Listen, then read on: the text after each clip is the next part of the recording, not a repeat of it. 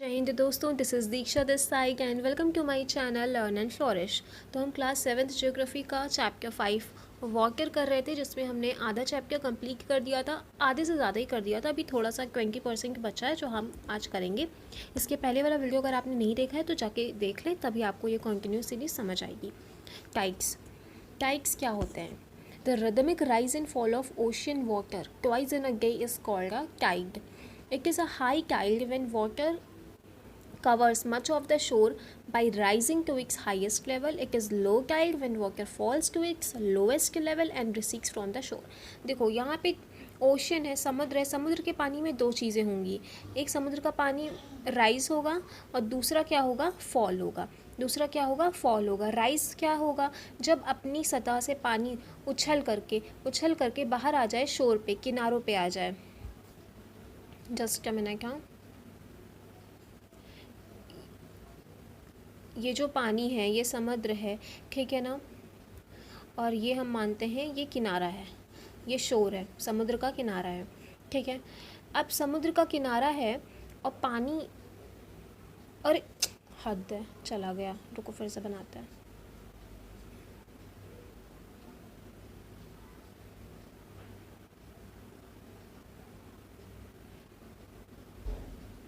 आज ही बनेगा ये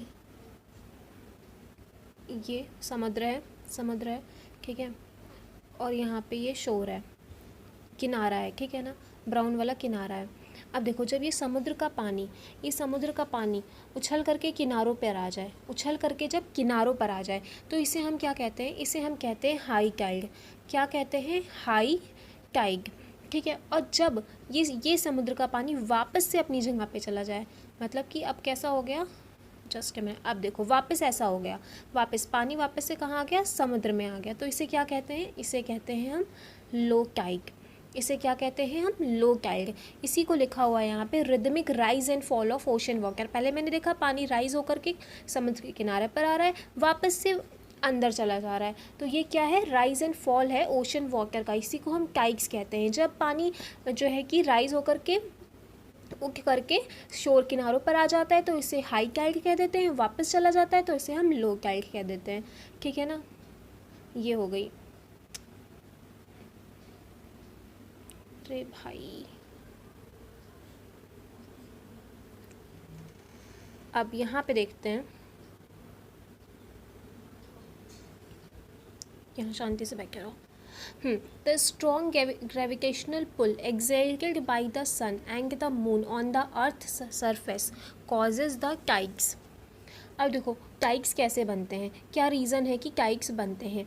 तो gravitational pull, strong gravitational pull, किसका ग्रेविटेशनल पुल, सन का और मून का। सन और मून की जो ग्रेविटेशनल पुल है, ग्रेविटेशनल जो शक्ति है, वो जब किस पे लगती है, अर्थ के सरफेस पे लगती है, तो उससे क्या आते हैं, टाइड्स आते हैं। उससे क्या आते हैं, टाइड्स। तभी तो पानी ऊपर उछल के आ जाता है ना। अब देखो पानी कैसे उछल के आ जाता है, क्योंकि अर्थ है, अर्थ पे जो है कि सन की और जो है कि चंद्रमा की जो है कि शक्ति लग रही है। तो ये जो पानी है ये लिक्विड फॉर्म में है। पानी क्या है, लिक्विड फॉर्म में। जो पहाड़ हैं, जो और पठार है, पृथ्वी, ये सब जो चीज़ें हैं वो सॉलिड फॉर्म में। तो वो तो खिंच करके नहीं आ जाएगी ऊपर, वो तो नहीं उठ जाएगी ना। तो सोचो रोज़ भूकंप आता, नहीं तो रोज़ क्या होता है, लैंडस्लाइड्स होती। ये जो टाइड्स आने के बजाय रोज़ लैंडस्लाइड्स होती है, लेकिन ऐसा नहीं होता है। पानी, वाटर जो है लिक्विड फॉर्म में है, तो वो इसकी सन और मून की ग्रेविटेशनल पुल के कारण, फोर्स के कारण वो जो है कि ऊपर की तरफ उठ जाता है, ठीक है। तो अगर पूछा जाए कि टाइड्स का क्या रीज़न है, तो टाइड्स का रीज़न है सन और मून की ग्रेविटेशनल पुल, जो कि अर्थ की सरफेस पे लगती है, उससे टाइड्स आती है, ठीक है। The water of the earth closer to the moon gets pulled under the influence of the moon's gravitational force and causes high tide. क्या होता है ना, देखो हमें पता है ना, अर्थ से जो है कि सन बहुत दूर है, मतलब कि सन जो है कि हमारी पृथ्वी से बहुत दूर है कंपैरेटिवली। मून थोड़ा पास में है ना, मून थोड़ा पास में है। तो वही कह रहे हैं कि जो हमारी अर्थ का जो पानी है, हमारी अर्थ का पानी है, वो सन के ज़्यादा पास है कि मून के, वो मून के ज़्यादा पास है, ठीक है, वो मून के ज़्यादा पास है। तो water of the earth closer to the moon gets pulled under the influence of the moon's gravitational force. तो वो मून की ग्रेविटेशनल फोर्स से पुल होता है, खिंचता है पानी, और उसी से क्या आते हैं, हाई टाइड। उसी से क्या आते हैं, हाई टाइड्स आते हैं, ठीक है। During the full moon and new moon gauge. Full moon और न्यू मून गेज दो ऐसी सिचुएशन होती हैं जिसमें सन, मून और अर्थ तीनों एक सेम लाइन में होते हैं। तो तीनों क्या होते हैं, एक सेम लाइन में होते हैं, जिससे क्या होता है, हाईएस्ट टाइड्स आती हैं, मतलब बहुत बड़ी बड़ी लहरें आएंगी, वो हाईएस्ट टाइड्स आते हैं, ठीक है ना। और इन टाइड्स को क्या कहते हैं, इन टाइड्स को स्प्रिंग टाइड्स कहते हैं। तो क्वेश्चन पूछ सकता है स्प्रिंग टाइड्स किसे कहते हैं। तो जब सन, मून और अर्थ तीनों एक सेम लाइन में होते हैं, तीनों एक सेम लाइन में होते हैं, पैरेलल होते हैं, तब क्या होते हैं, हाईएस्ट टाइड्स आते हैं और इसी को स्प्रिंग टाइड्स कहते हैं। अब इसको हम पिक्चर में देखते हैं। देखिए लिखा हुआ है ना स्प्रिंग टाइड्स। तो स्प्रिंग टाइड्स कब आ रहा है, ये सन है, ये मून है और ये अर्थ है, तीनों एक ही लाइन में है ना, तीनों एक सीध में है ना। तो जब तीनों एक सीध में होंगे तो ये देखो मून की जो ग्रेविटेशनल फोर्स है वो अर्थ के पानी को एकदम भयंकर तरह से पुल करेगी, तो हाईएस्ट टाइड्स आएंगे। यहाँ पे भी देखो, यहाँ पे भी तीनों जो है कि एक सीध में, यहाँ पे भी वही सिचुएशन होगी, मून इधर है अब की, तो मून जो है कि अर्थ के पानी को अच्छे तरह से पुल करेगा, मून का ग्रेविटेशनल फोर्स पुल करेगा, ठीक है। तो स्प्रिंग टाइड्स कब होते हैं, जब तीनों एक ही सीध में होते हैं, तो हाईएस्ट टाइड्स होते हैं, उसी को स्प्रिंग टाइड्स बोलते हैं।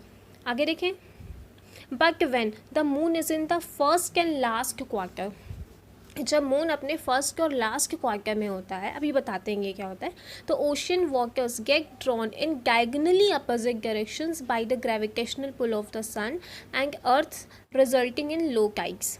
These are called neap tides. इसे क्या बोलते हैं, नीप टाइड्स कहते हैं। यहाँ पे समझते हैं ये क्या है, नीप टाइड्स। अब देखो यहाँ, अब ये तीनों एक सीध में नहीं है ना, तीनों एक सीध में नहीं ना, मून ऊपर है, अर्थ इधर है और सन इधर है। जब ये ऐसे वाली क्वार्टर वाली सिचुएशन बनती है, ठीक है, तो इसमें क्या होता है, इसमें जो है कि अर्थ का पानी, अर्थ पे जो है कि अर्थ के मतलब पानी पे इधर से भी ग्रेविटेशनल पुल लग रहा है सन वाला, और इधर से भी क्या लग रहा है, मून का भी लग रहा है। तो पानी इधर भी थोड़ा थोड़ा खींच रहा है, पानी उधर भी थोड़ा थोड़ा खींच रहा है। जब किसी चीज़ को, किसी केबल को जब इंसान दोनों तरफ से पकड़ करके खींच रहा है, मान लो कि ये केबल है और एक बंदा इधर से खींच रहा है इसको, एक बंदा इधर से खींच रहा है, तो वो किसी भी तरफ ज़्यादा नहीं जा पाएगा ना, कभी थोड़ा सा इधर जाएगा, कभी थोड़ा सा इधर जाएगा, किसी भी तरफ ज़्यादा नहीं जा पाएगा। लेकिन मान लो मैंने इस बंदे को हटा दिया, इस बंदे को हटा दिया और केवल जो है कि यही बंदा खींच रहा है, तो केबल पूरा इधर खिसक जाएगा। लेकिन अभी क्या सिचुएशन है, दोनों तरफ से खींच रहे हैं। तो सेम सिचुएशन यहाँ पे भी है कि अर्थ के पानी को इधर से भी ग्रेविटेशनल पुल मिल रहा है, इधर से भी ग्रेविटेशनल पुल मिल रहा है, तो पानी थोड़ा इधर जा रहा है, थोड़ा इधर जा रहा है, बहुत ज़्यादा हाई टाइड्स नहीं आ पा रहे हैं, हाई टाइड्स नहीं आएंगे। तो यहाँ पे कैसे टाइड्स बनेंगे, लो टाइड्स बनेंगे, इसी को नीप टाइड्स कहते हैं, इसी को क्या कहते हैं, नीप टाइड्स कहते हैं, ठीक है ना। अभी इस सिचुएशन में क्या था, एकदम सीध में था, तो इधर मून का पानी, इधर मून का जो है कि ग्रेविटेशनल पुल अच्छे से अर्थ पे इधर लग रहा है, इधर कोई फोर्स उसको नहीं खींच रही है, तो पानी जो है कि दूर तक जाता है, तो हाईएस्ट टाइड्स बनते हैं, और इसी को स्प्रिंग टाइड्स कहते हैं। ये क्लियर होगी बात। अभी यहाँ पे क्या है, देखो, high tides help in navigation. High tides किस में हेल्प करते हैं, नेविगेशन में हेल्प करते हैं। कैसे नेविगेशन में हेल्प करते हैं, they raise the water level close to the shores. देखो ये समुद्र है, ठीक है, ये समुद्र है और ये क्या है, शोर, उसका किनारा, ठीक है ना, किनारे ऐसे मिट्टी होती है ना, तो क्या लिख रहा है यहाँ पे, लिख रहा है they raise the water level close to the shore. Water level को ये कहाँ तक ले आते हैं, एकदम किनारों तक ले आते हैं। वाटर लेवल, ये देखो शोर किनारों तक आ गया, और जब किनारों तक आ जाता है तो इससे क्या होता है, this helps the ships to arrive at the harbour more easily. अब यहाँ पे शिप आ रही है, ये हमारी शिप आ रही है, गंदी सी मैंने बनाई, ये हमारी शिप आ रही है, तो क्या होता है कि जब ये पानी में हाई टाइड्स आए, यहाँ पे हाई टाइड्स आ गए, तो ये हाई टाइड्स आएंगे तो ये पानी यहाँ जाएगा ना, किनारों पर जाएगा, पानी यहाँ किनारों तक जाएगा, तो उसके साथ साथ शिप भी तो किनारों पर ईजिली पहुँच जाएगी ना। तो क्योंकि पानी की लहरें ऐसे ऐसे उछल के जा रही हैं, तो शिप भी तो उसके साथ उछल के इधर किनारों तक जल्दी से आ जाएगी। तो यही कह रहे हैं कि हाई टाइड्स किस में हेल्प करती हैं, नेविगेशन में हेल्प करती हैं। समझ में आई कैसे करती हैं। आगे करते हैं, the high tides also help in fishing में भी हेल्प करती हैं। क्यों फिशिंग में हेल्प करती हैं, क्योंकि जब पानी की लहरें किनारों पर आती हैं तो उसके साथ साथ बहुत सारी मछलियाँ भी किनारों पर आ जाती हैं, तो फिशरमैन को ईजी होता है कि उनको कैच करना, ठीक है। आगे, this enables fisherman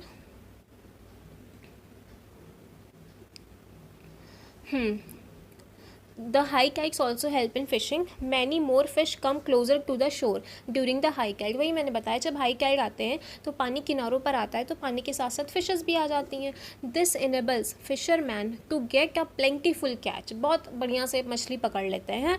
The rise and fall of water due to tide is being used to generate electricity in some places. और इन हाई एंड लो टाइड्स की मदद से हम इलेक्ट्रिसिटी भी जनरेट करते हैं. आप कभी यूट्यूब पे ये डाल के देखना कि कैसे जनरेट करते हैं, तो आपको पूरा दिखेगा. ठीक है ना. क्या होता है कि एक फ़ैन सा लगा होता है, और जब हाई टाइड्स आते हैं तो ये फ़ैन जो है कि उससे चलता है. ठीक है. और इलेक्ट्रिसिटी जनरेट होती है. वापस से जब पानी वापस जाता है तो फिर इससे क्या कराता है, तो फिर ये फ़ैन चलता है, इलेक्ट्रिसिटी जनरेट होती है. कुछ ऐसा सिस्टम होता है. ठीक है. तो हमने देखा हाई टाइड्स हमें 3 चीज़ों में हेल्प करती है. पहली हमें हेल्प करती है नेविगेशन में, दूसरी हेल्प करती है फिशरमैन को फिशिंग करने में, और तीसरी हेल्प करती है इलेक्ट्रिसिटी जनरेट करने में. ठीक है ना. समझ आ गई. नेविगेशन में हाई टाइड्स हेल्प करती हैं, फिशिंग में भी हाई टाइड्स हेल्प करती हैं, और इलेक्ट्रिसिटी जनरेट करने में high plus low tides equally दोनों करती हैं. आगे ओशन करेंट्स. अब हमको पढ़ना है ओशन करेंट्स क्या होती है. Ocean currents are streams of water flowing constantly on the ocean surface in a definite directions. मतलब कि समुद्र की सतह पर पानी की धाराएं जो कि कॉन्स्टेंटली लगातार एक ही दिशा में बहती हैं, उन्हें हम क्या कहते हैं, ओशन करेंट्स कहते हैं. करेंट्स जैसे करंट भी तो एक ही दिशा में बहता है ना, करंट का भी तो सेम डायरेक्शन होता है ना. तो वैसे ओशन का जो पानी है, ओशन की जो धाराएं हैं, स्ट्रीम है, वो कॉन्टिन्यूसली एक ही डायरेक्शन में जब फ्लो करते हैं तो उनको हम ओशन करेंट कहते हैं. ओशन करेंट्स 2 तरह की होती हैं, warm and cold. Ocean current कितने तरह की होती हैं, 2 होती हैं, warm ocean current, cold ocean current. ठीक है ना. जनरली वार्म ओशन करेंट कहाँ ओरिजिनेट होंगी, थोड़ा दिमाग लगाओ. वार्म ओशन करेंट कहाँ पे जनरेट होंगी, कहाँ का पानी ज़्यादा गर्म होगा, पोलर्स के पास का या फिर इक्वेटर के पास का, जहाँ पे ज़्यादा गर्मी पड़ेगी. ज़्यादा गर्मी कहाँ पड़ती है, जहाँ पे सन की रेज डायरेक्टली पड़ती हैं. तो हम प्रीवियसली हमने ये डिस्कशन काफ़ी मरतबे करा है कि इक्वेटर पर सन की रेज डायरेक्ट पड़ती हैं, तो वहाँ पे काफ़ी ज़्यादा टेम्परेचर रहता है. तो वहाँ पे ज़्यादा टेम्परेचर रहेगा तो वहाँ का पानी भी तो ज़्यादा गर्म होगा ना. तो इसी वजह से जो वार्म ओशन करंट होती हैं कहाँ ओरिजिनेट होती हैं, इक्वेटर के पास में. ठीक है ना. इक्वेटर के पास में ओरिजिनेट होती हैं और कहाँ की तरफ मूव करती हैं, पोल्स की तरफ मूव करती हैं. ठीक है ना. और कोल्ड ओशन करेंट कहाँ पे जो है कि जनरेट होंगी, तो वो पोलर रीजन्स पे जनरेट होंगी. और कहाँ पे आएंगी, तो नीचे आएंगी, इक्वेटर की तरफ आएंगी. तो हमने 2 चीज़ पढ़ी. हमने क्या चीज़ पढ़ी, हमने ये पढ़ा कि जनरली जो वार्म ओशन करंट हैं वो ओरिजिनेट होती हैं इक्वेटर के पास, और कहाँ मूव करती हैं, पोल्स की तरफ मूव करती हैं. और कोल्ड करेंट्स क्या होता है, carry water from polar regions, वो पोलर रीजन्स पे जनरेट होती हैं. या फिर हाई लैटिट्यूड कैसे, ये हमारी अर्थ है, ये हमारी इक्वेटर है, सबसे मिडिल वाली लैटिट्यूड्स है. ये लैटिट्यूड, ये तो ये मिडिल वाली, फिर ये लोएस्ट, फिर लोएस्ट से नीचे ऊपर जाते जाते हाई नहीं हो गई. तो ये पोलर रीजन है ना, ये पोलर है. तो यहाँ पोलर रीजन के पास की जो लैटिट्यूड्स हैं वो हाई लैटिट्यूड्स हैं कि लो लैटिट्यूड्स हैं. ये हाई लैटिट्यूड्स है ना, इधर की तो नीचे ही हैं, फिर ऊपर आते. ठीक है. तो पोलर रीजन बोलें या हायर लैटिट्यूड्स एरिया बोलें, दोनों एक ही बात है. क्लियर हो गई ना. तो कोल्ड करेंट्स हैं वो पानी कहाँ से लेकर आ रही है, पोलर या फिर हायर लैटिट्यूड से. किधर की तरफ आ रही है, ट्रॉपिकल रीजन की तरफ आ रही है, फिर लोअर लैटिट्यूड्स की तरफ आ रही है. फिर से हम बता देते हैं, ये हमारी इक्वेटर है, ये नीचे वाली लोअर लैटिट्यूड्स, ऊपर जाते जाएंगे तो हायर लैटिट्यूड्स, ये लोअर लैटिट्यूड्स, ऊपर जाते जाएंगे हायर लैटिट्यूड्स, इधर हायर लैटिट्यूड्स, इधर हायर लैटिट्यूड्स. क्लियर है ना बात. तो ये बात हमें क्लियर हो गई कि जो वार्म ओशन करंट हैं वो इक्वेटर पे ओरिजिनेट होती हैं और पोल्स की तरफ मूव करती हैं. और जो कोल्ड करंट्स हैं वो पोलर रीजन से पोल्स की तरफ से या हाई लैटिट्यूड्स की तरफ से लो लैटिट्यूड्स की तरफ आती हैं या फिर ट्रॉपिकल एरिया में आती हैं.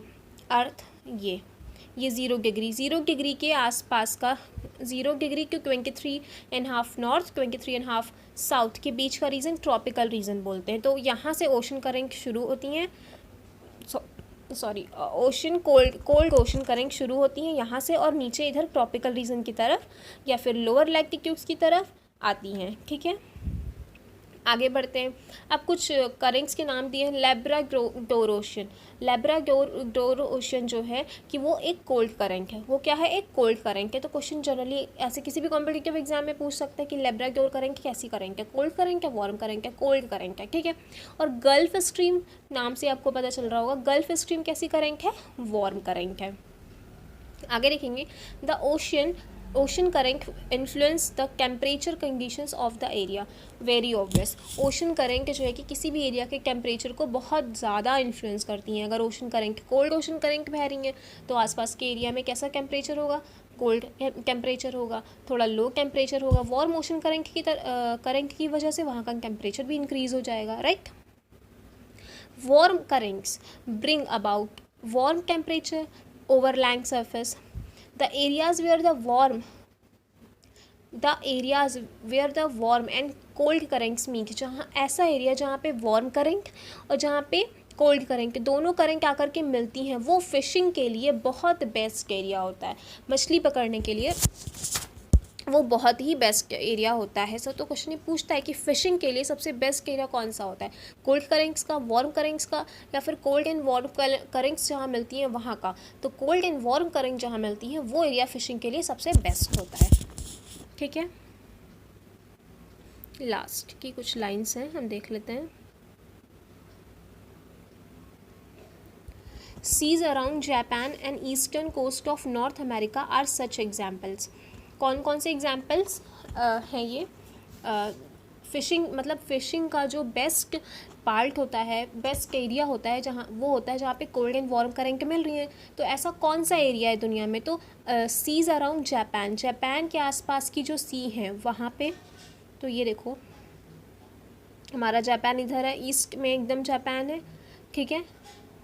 और इधर जो भी सीज़ वगैरह पड़ रही हैं, इधर जो है कि ईस्टर्न एरिया में, वहाँ पे जो है कि current cold and warm current मिलती हैं और जो है कि यहाँ पे फिशिंग के लिए सबसे बेस्ट एरिया होता है।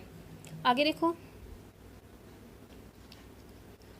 And eastern coast of the North America are such examples. North America का ईस्टर्न कोस्ट, तो इधर देखो, जस्ट अ मिनट, ठीक है। ये नॉर्थ अमेरिका का ईस्टर्न कोस्ट, ये एरिया, यहाँ पे जो है कि सबसे बढ़िया फ़िशिंग के लिए एरिया है, क्योंकि यहाँ पे कोल्ड एंड वार्म करंट दोनों मिल रही हैं, ठीक है। और इधर जापान की तरफ था और इधर नॉर्थ अमेरिका का ईस्टर्न वाला पार्ट था, ठीक है। जापान के आसपास के सी और नॉर्थ अमेरिका, ये हो गया। The areas where are warm cold and current cold meet, जहाँ पे वार्म एंड करंट कोल्ड मिलती हैं, also experience foggy weather making it difficult for navigation. देखो अभी यहाँ पे क्या बताया कि वो फिशिंग के लिए काफ़ी अच्छा एरिया होता है, लेकिन नेविगेशन के लिए बहुत ही डिफ़िकल्ट होता है, क्योंकि वहाँ पे फॉगी वेदर होता है। कैसा वेदर होता है? फॉगी वेदर होता है, ठीक है ना। उससे नेविगेशन में प्रॉब्लम होती है। फॉगी एयर मतलब बहुत ज़्यादा फॉग पड़ रहा है, कोहरा वोहरा ये सब बहुत ज़्यादा रहता है, धुंध रहती है, तो कुछ दिखाई नहीं पड़ता। ओके, इसमें क्वेश्चंस हैं क्या कुछ? तो क्वेश्चंस आप खुद से करेंगे, क्योंकि चैप्टर्स हमने जो है कि पूरा एक्सप्लेन किया हुआ है, तो आई गेस उसमें कुछ प्रॉब्लम नहीं होनी चाहिए। फिर भी पढ़ लेते हैं फटाफट से। The process by which water continuously changes its form and circulates between ocean, atmosphere and land. हमने सबसे पहले ही पढ़ा था कि जो पानी जो है कि अपनी फॉर्म चेंज करता रहता है, पानी फॉर्म चेंज करता रहता है, कभी ओशन में, कभी लैंड में, कभी एटमॉस्फेयर में। उसको क्या बोलते हैं? उसको बोलते हैं वाटर साइकिल, ठीक है ना। Option A is the right answer. Second देखो, generally the warm ocean currents originate near. Warm ocean current अभी पढ़ा, कहाँ ओरिजिनेट होती हैं? इक्वेटर के पास ओरिजिनेट होती हैं। द रिदमिक, थर्ड क्वेश्चन देखो, the rhythmic rise and fall of ocean water twice in a day is called, क्या बोलते हैं? टाइड्स बोलते हैं, पढ़ाइए। मैचिंग है कैस्पियन सी, टाइड, सुनामी, ओशन करेंट्स, यहाँ पे हमको मैच करना है, ठीक है ना। तो periodic rise and fall of water क्या बोलते हैं उसको? टाइडी बोलते हैं उसको। Strong seismic waves, strong seismic waves कब आती हैं? सुनामी में आती हैं, ठीक है ना। और streams of water moving along definite paths, उसे क्या बोलते हैं, ओशन करेंट्स बोलते हैं, तो सामने सामने मिला हुआ है। कैस्पियन सी लार्जेस्ट लेक, ठीक है। तो ये था हमारा चैप्टर नंबर 5 वाटर कंप्लीट हो गया है। इसका पहला पार्ट अगर आपने नहीं देखा है तो आप ज़रूर देख लें, और अगर आपको ये वीडियो पसंद आई, अच्छी लगी, तो प्लीज़ वीडियो को लाइक करें, शेयर करें, मेरे चैनल को सब्सक्राइब करें, एंड जय हिंद।